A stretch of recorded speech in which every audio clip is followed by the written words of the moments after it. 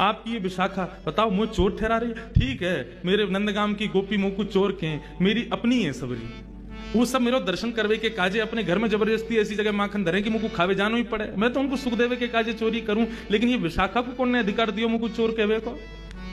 और मैं नंदगाम में भरे बाजार में बीच में आके मुझे कह रही है दे दो, मैंने कहती मुंह पहनाए यो करिए फेंट खोलो या में मुंदरी धरी है, ऐसे ऐसे बात न बना रही है। आप या को समझाओ, मुझको बहुत कष्ट भयो। और देखो आपने नृत्य सीख लियो, मैंने कछु लेवे देवे की बात तो करी नहीं।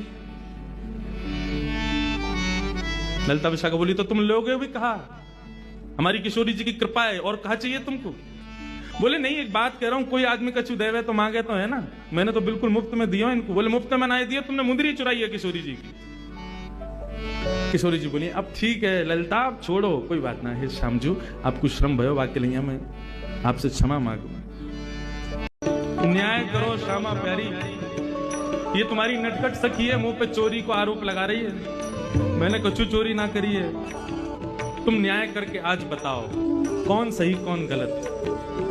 किशोरी जी ने तो पहले न्याय कर दिया कि भैया आप श्याम सुंदर को ज्यादा श्रमित मत करो, श्याम सुंदर को यहां से जान दो और अब बस यहीं बस करो, मुंदरी चली गई दूसरी ले लेंगे।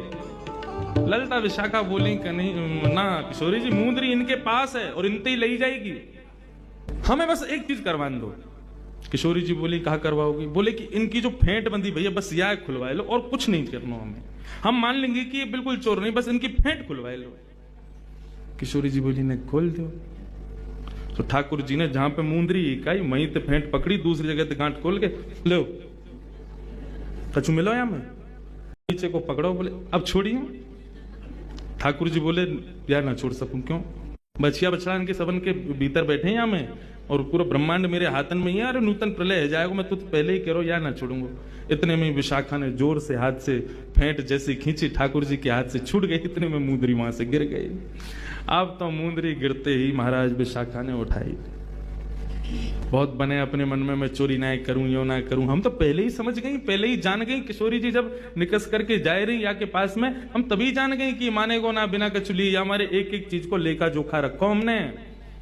कहां पे आई है मुंदरी? किशोरी जी सहज है गई, बोले अब ठीक है कोई बात ना, आप कुछ कहो मत, ठाकुर जी को श्रम मत करो।